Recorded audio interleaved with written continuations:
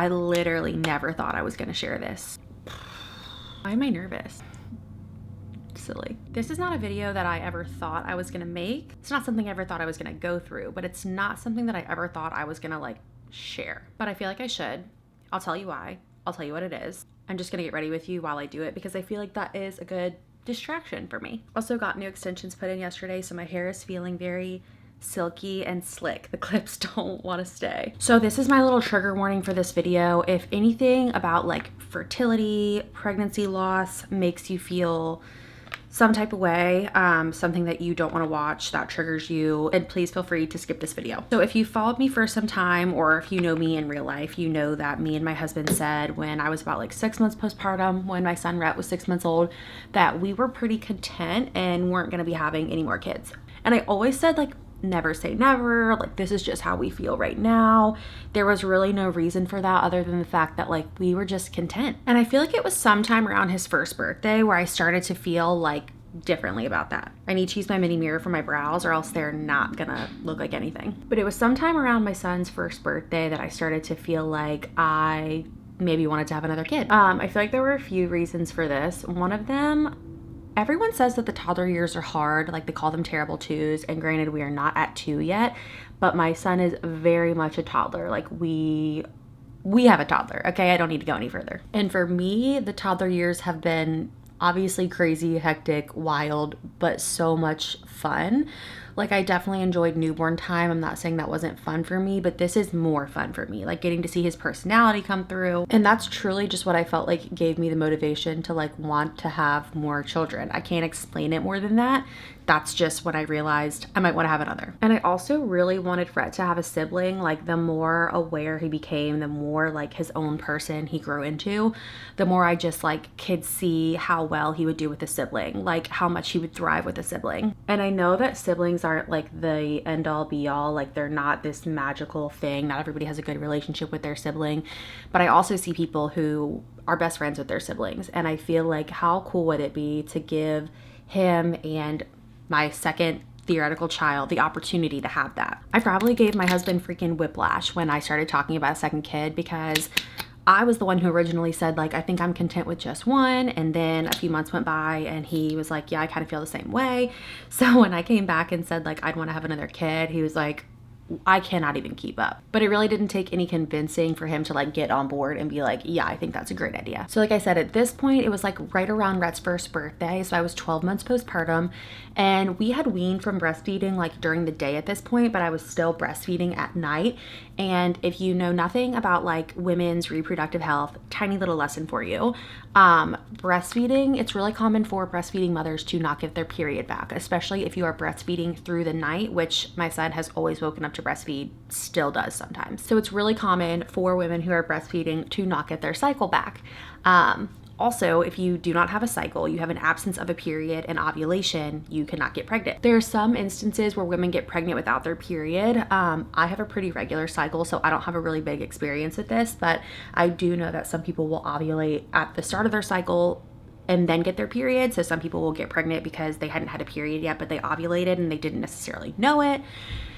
Anywho, at this point, I had not gotten my cycle back. So all this was just kind of like hypothetical talk. We had just thought we were done. We thought we were one and done. We thought that was it. So it was kind of exciting to just be like open to the idea of another. And it's crazy because at this point we were like, okay, we kind of just need to wait for my cycle to come back. And it was maybe 2 months and my cycle came back. With our son, we got pregnant on my second cycle. This was obviously my first time trying for a baby, my first baby. So I just did what I thought we should do. So with my son, I tracked my cycle using the Flow app. When I thought I was going to be ovulating, I used ovulation strips to test. And I think the first month I just was off and I stopped testing my ovulation because I thought I had missed it. But the second month I just kept testing until I got the positive ovulation test. And then I figured out that my ovulation was just a couple days past when the app was like predicting it. And like I said, my cycles have always been kind of regular. So I just followed that. On the second month of trying with my son, we got pregnant. And when I say trying with my son, We literally tried every single day because we just didn't know any better. Like in that fertile window, we were like, every single day, have to try. This second time around, we just didn't want to put as much pressure on it. We wanted it to just be like, you know, when it happens, especially because I have a regular cycle. I had no issues conceiving my son, had a very healthy pregnancy. We just kind of figured things would be the same. So we just wanted to let things kind of just take their course naturally. And we had said too, like, you know, we'll just kind of try within the fertile window, like, you know when it is if you track your cycle. We were like, we'll just try when we feel like trying and we'll take it from there. Like if it takes us a couple of months or something, or like, you know, we're having issues, like then we'll try harder or like reevaluate. But we were like, for now, because we've only had like, you know, positive experiences with this, we just are gonna be lackadaisical about it. And I know better than to do this, but I cannot help myself when I am pregnancy testing than to test like every single day. Like I think I literally tested every single day, pretty much starting at like 3 days DPO or something. That's like impossible to get a positive test. People who have more knowledge about this can like put their input here, but I'm pretty sure it's like not heard of to get a positive test under like 9 days DPO, and that's even super early. But something in your brain, you're just like irrational when you're trying for a baby. Like you're just like, you have to do whatever you need to do to satisfy the voice in your brain. And for me, that was like, I needed to take a test almost daily. So I kept testing and I kept testing and they kept coming back negative. So I just thought like, okay, it's negative. I'm not pregnant. We'll try again next cycle, which like I said, haven't really ever had issues. So I wasn't like heartbroken, devastated, but it is just kind of a letdown. So I was like, oh, okay, bummed, like, you know, whatever, I'll try again. But then for some reason, I think I had tested on like a Thursday. Saturday rolls around in the morning and I'm like, I just want to test again. Like, I think I was going to keep testing until I got my period at this point. So I tested again and I was like, is that a faint line? Is that a faint line or is it a vibration line? I don't really know. I kept looking at it in like different lights. I was like, okay, I just need to go pick up a digital because I need to have a yes or no. I need clarification. Like I said, I'm on the edge of my seat. I'm testing every day. I needed to know. And this just happened to be the last test that I had at my house. So I was like, okay, gotta go pick up a digital. And I'm like never good about like surprising my husband with a pregnancy test. Like I thought I was going to the first time. I didn't, because with my son, I didn't film myself. I didn't film him, nothing. I really thought I wasn't gonna be pregnant. So when I got the positive, I just went up to him like, is this positive? And I literally did the same thing this time around. Like I went up to him like, is this positive? So we were like, okay. Went and got the digital, took the digital, and I actually filmed that because I'm like, if anything, I can get like our cute reactions if this is actually it. If not, no big deal, right? So we have my son, we're like all ready, we're about to go to dinner. I take this test, we flip it over, and it says, yes, positive, pregnant. I don't remember what the test said, but it said that I was pregnant. And before you go comment anything on this video, I did put a trigger warning at the beginning because I am not pregnant right now. This is not a pregnancy announcement. Just feel the need to reiterate before anybody goes and says anything in my comments. But we saw that I was pregnant and we were honestly shocked.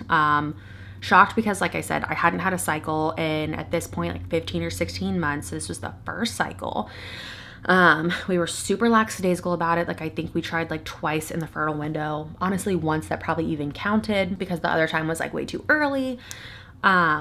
We were just shocked. We were super excited. And when you find out you're pregnant, I think it's technically like your 3 or 4 weeks, like because they count the beginning of your cycle as like your first week of pregnancy. So it was very, very early. We literally were watching it happen in real time. Like I was getting those negative tests and then I got that positive one that was really faint in the morning. And then of course the digital like really confirmed. And because I had had like such a positive experience with my son, like super healthy pregnancy, no issues or anything, we decided to just start telling friends and family. Not that I think I'm like immune to anything, but just being that we had gone through this once before, like we'd been pregnant before, I know what to expect. I was like, I kind of want to tell people early because if something were to happen, I would want like my close friends and family to know. Like I would want to have people there for me, which we didn't do the first time around. We like waited until closer to like 10 to 12 weeks to tell people.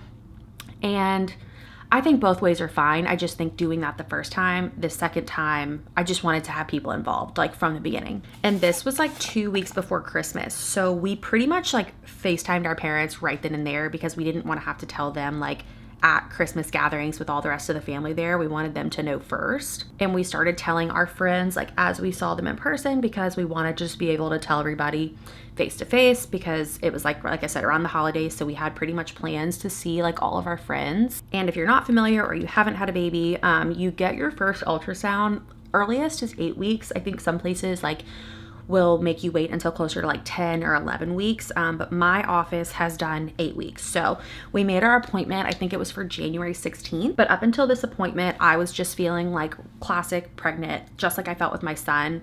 Almost a little worse. And I don't know if I actually felt any worse or if that was just because I'm a stay-at-home mom to a toddler, so I couldn't take naps when the fatigue was like beating me to a pulp. And I just felt really, really nauseous, like to the point where I didn't want to eat anything. I never actually got sick. There were a few times where I was like over the toilet, thought I was gonna get sick, but I didn't. But there was one night where I seriously was like, I think something is wrong. Like I feel really, really bad, and I never felt like this before. With my son, I had really bad heartburn. And this one night we had, this is so silly now to think about, we had tomato soup. I had the worst, like what felt like indigestion, terrible, terrible pain, a little bit of like a crampy feeling, but really I just thought I had like the worst indigestion ever. Like to the point where I was curled in a ball in my bed until like midnight. And I told my husband, I was like, I'm kind of worried, like I'm a little scared because, you know, like I've never had a miscarriage or like a pregnancy loss or anything, but I know that, you know, it feels like cramping and this and that. Like I know what to expect in terms of like symptoms. But being that like it went away, I didn't have any bleeding or anything, I was like, okay, I just had really bad indigestion. Like I also thought I was gonna puke. So I really kind of just chalked it up to that and went about life. So then we go to our ultrasound on January 16th. And because we've had an ultrasound before with my son, we kind of know what to look for on the screen. With my son, I remember being like, I have no clue what I'm looking at. So I'm just kind of like holding my breath until they tell me there's a baby, everything's fine, whatever. So we go in and I'm looking at stuff on the screen. And like I said, I don't really know what I'm looking at, but I'm expecting to see something just like pop up out of nowhere. And I'm going to know like that's a baby. So the ultrasound tech, super sweet, was like, I think it's really early. And as soon as she said that, I knew that something was wrong. Because unfortunately, I have had friends go through a lot of different like fertility struggles and losses. And that same exact verbiage had been used to them, and it just like triggered something in my brain. Like I was like, no, something is not right. I couldn't see anything on the screen, so that's not good. She went ahead and like looked at my anatomy and everything and showed me that I did have a gestational sac, and she said so it could just be really early. Which was kind of confusing because I told you guys we were watching this happen in real time. Like I knew when I wasn't pregnant, I knew when I was pregnant. This was my first cycle. We really couldn't have been that off, like to the point where you would see nothing. Because I have seen my friend's ultrasounds of her babies at 6 weeks at a fertility clinic. So even if we were 2 weeks early, you can still see something. And you know, like the ultrasound tech can't tell you anything. So her saying like, oh, I think it's early, is probably just what they keep in their back pocket to have something to say when it doesn't look good.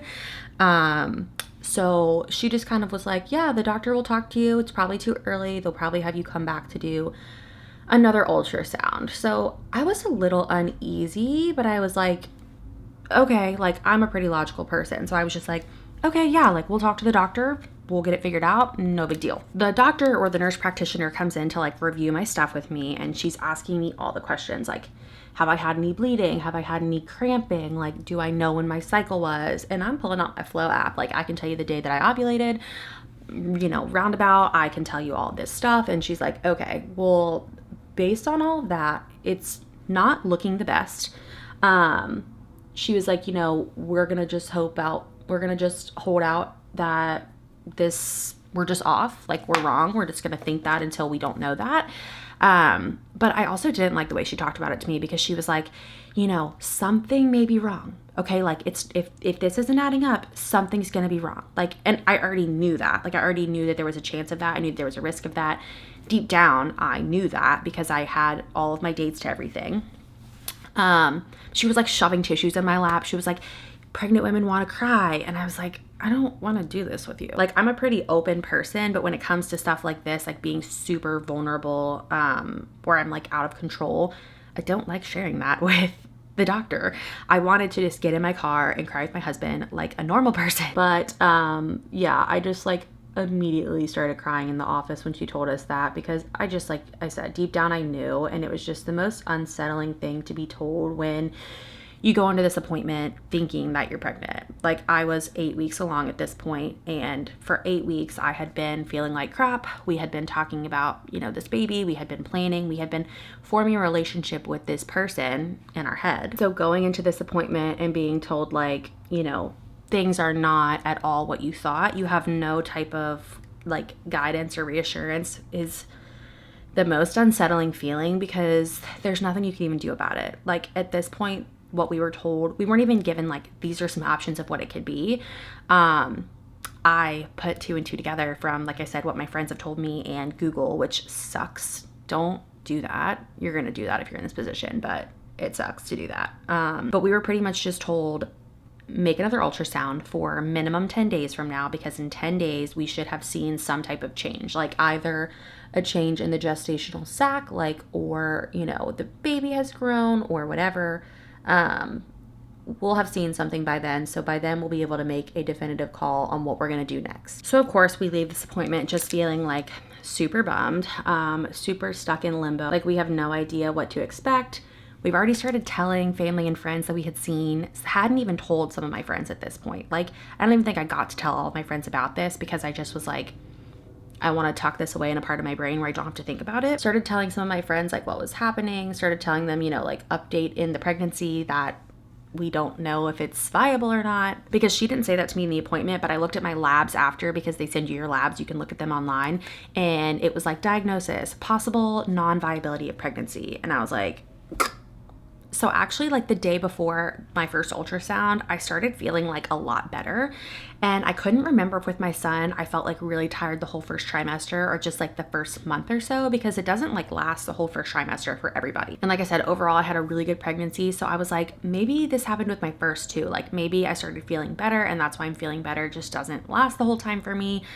But in that 10-week wait, I started to be like, okay, I don't even feel pregnant. They couldn't see anything. Like, I don't think this is going to end good for us. I was like trying to mentally prepare myself, because I didn't want to walk into that next appointment and be totally blindsided and have to go through that cycle of emotions again. Like, I just wanted to set the bar for myself that, like, you know, this wasn't going to happen. I wanted to set the bar low. So we went to that ultrasound 10 weeks later. It was at a different office, different techs, and I actually liked these people so much better, just because I felt like they weren't trying to make me more sad than I was. They were really trying to like feel out our vibe and just kind of go with that, instead of like forcing emotions on us, which I appreciated. We already had enough emotions like behind the scenes, you know what I mean? Like, we didn't need to show the doctor that we had those emotions. So we go back for the ultrasound, and ultrasound tech is like, you know, does her thing, pulls it up. Of course, we see the same thing we saw last time. So me and my husband immediately know that's not happening. There's no baby there. And the ultrasound tech is like, is this the first ultrasound you've had? Because at this point, I think she's starting to get a little worried that she's going to have to give me bad news. And I was like, no, this is not the first ultrasound. We were pretty much coming back to confirm today. And she was like, okay, I'm really sorry, you know, like being really sweet. But she was like, okay, we're going to send you to the doctor after to talk about it. Because at this point, like I said, I hadn't had any bleeding or any signs of like anything leaving me. There was still a gestational sac on the screen. So I wasn't totally sure like what was happening. So this nurse practitioner tells me that what I had was a blighted ovum. If you're not familiar, a blighted ovum is pretty much when your body creates a gestational sac, but the embryo doesn't actually like take or grow. So my body grew a gestational sac. My HCG levels were up. I had pregnancy symptoms because my body thought I was pregnant, but the embryo never actually like implanted. That's at least how I took it. Or like at least never took. I just know, like in layman's terms, no embryo was there. Okay. So no baby, no possibility of a baby forming. And she said that in that 10 days, the gestational sac had actually shrunk a little bit. Like she said, it was concaved and a little misshapen. So it was starting to shrink. But being that at this point, I should have been like 10-ish weeks pregnant, It had been some time that gestational sac was in me and my body wasn't doing anything to get rid of it. Like my body was trying to sustain a pregnancy, which that nurse practitioner said is actually a really good sign. She was like, that's great. Your body is trying to sustain the pregnancy. Like that's amazing. That means great things for you in the future if you want to have more children. She said a blighted ovum is like a fluke thing. It doesn't mean anything in regards to your fertility. It doesn't mean that you're infertile. It's like super common for a blighted ovum to happen, which is crazy because I've literally never heard of it, which a lot of people I think who experience loss like want to keep some of the details to themselves, and I completely understand. I never ever thought that I would be sharing this online. Like I was like, maybe in some time, it'll be months down the road. It's been a couple months, but I didn't think I'd be sharing it this soon. So I get that people don't necessarily divulge all of those details. But I also didn't know that this was common or even a possibility. Like I just thought that you were pregnant and then if you lost it, you lost it. I didn't think that there was a possibility of your body growing a gestational sac and no baby being there. I know it looks like I've already done mascara. I do a second coat after I've like let it sit for a second. But she gave me 2 options, this nurse practitioner. She was like, she gave me 3 options. She said, you can wait for your body to pass this on your own. It will be like a miscarriage at home. It is the exact same process of a miscarriage.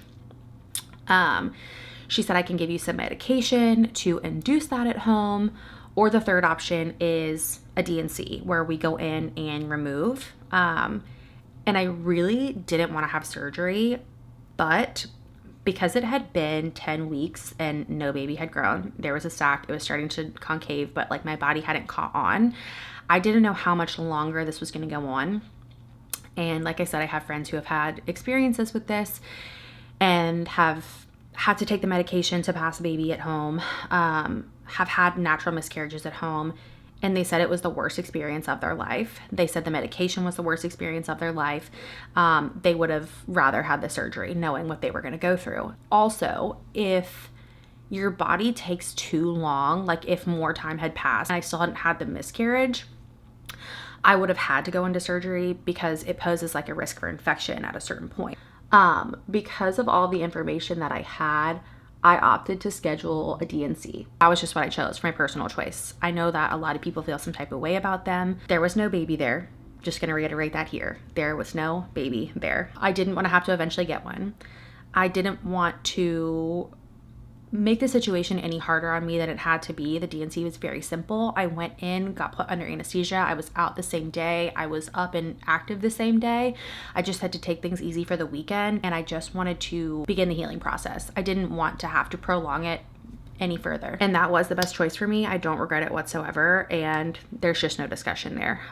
You choose to do whatever is best for you. So I got that done on a Friday because I figured like, you know, if I'm feeling any kind of way or I'm like out of commission, like I'll have the weekend with my husband and then he has to go back to work on Monday and it'll kind of line things up. Terrible that we have to think like that in America, but we do. So I had the surgery, got home, really was feeling totally fine. You know, not in like a lot of pain or anything like that is what I mean. But I had the biggest like outpouring of love from the people who I was able to tell.